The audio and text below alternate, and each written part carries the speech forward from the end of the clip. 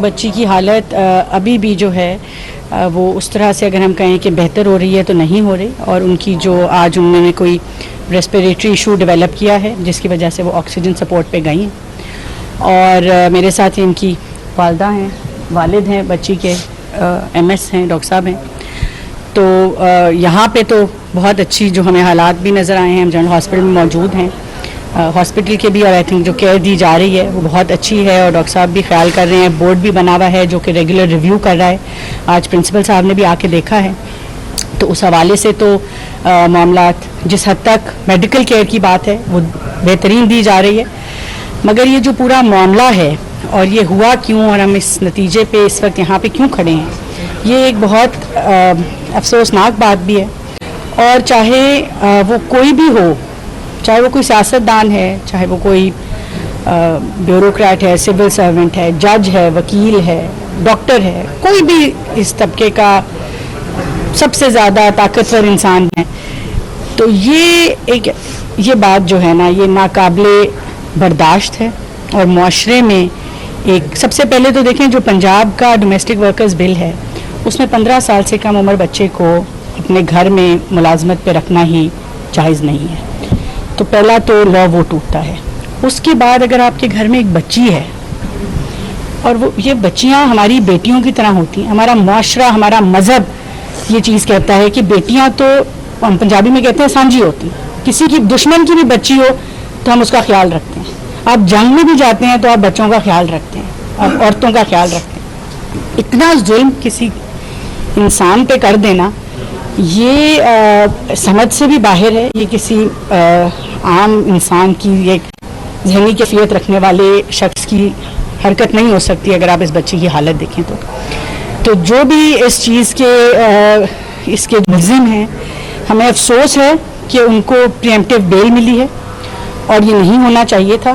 جو قانون ہوتا ہے وہ کسی وجہ سے کہتے ہیں کہ اندھا ہوتا ہے، کہ اس کے سامنے جو بھی کھڑا ہو، انصاف کے لیے جو بھی آئے، وہ قانون کے سامنے، ججز کے سامنے برابر ہونا چاہیے.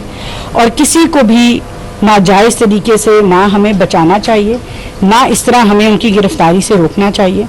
اور میں یہاں پہ پولیس سے بھی درخواست کروں گی کہ جو ایف آئی آر کٹی ہے اس کے اندر جو دفعات لگائی گئی ہیں ان کو بھی بہتر کرنے کی ضرورت ہے. بچی کے جو خاندان ہیں، پیرنٹس ہیں، ان کی بھی کچھ تحفظات ہیں اس ایف آئی آر کے حوالے سے. ان کو ہماری پوری کوشش ہوگی کہ ہم ان تحفظات کو دور کریں، ایف آئی آر جو ہے اس کو بہتر کریں. اور جہاں تک حکومت ساتھ کھڑی ہو سکتی ہے، وزیر اعظم شہباز یہاں پہ ان کے ساتھ موجود ہیں. وزیر اعظم صاحب کے ہم وفاقی حکومت سے میں بھی ہوں، میڈم عائشہ بھی چائلڈ رائٹس کمیشن کو جو ہے وہ ریپرزینٹ کرتی ہیں. تو ہم اتنا بتانا چاہتے ہیں کہ ہم آپ کے ساتھ کھڑے ہیں، ان کے ساتھ کھڑے ہیں. ان کے یہ اپنے باقی بھی بچے گھر چھوڑ کے آئے ہیں، اور آج اگر ان کی بچی کے ساتھ یہ ہوا ہے تو ہم سب کی بیٹیاں ہیں، ملازمتوں پہ بھی جاتی ہیں، شادی کر کے دوسرے گھروں میں بھی جاتی ہیں. تو اگر آج ہم ان کی بچی کو انصاف دلانے میں ناکام ہوئے تو کل کو ہم شاید اس پوزیشن پہ نہ ہوں کہ ہم اپنی بچیوں کے لیے انصاف مانگیں. تو میڈم یہ سوال کرتے ہیں، میڈم عائشہ کو میں کہوں گی کہ یہ تھوڑی سی پہلے بات کریں. جی شکریہ. ایک تو میں شہزہ فاطمہ خواجہ صاحبہ کا شکریہ ادا کرتی ہوں کہ وہ آج یہاا پر آئیں اور انہوں نے اس چیز کا نوٹس لیا ہے.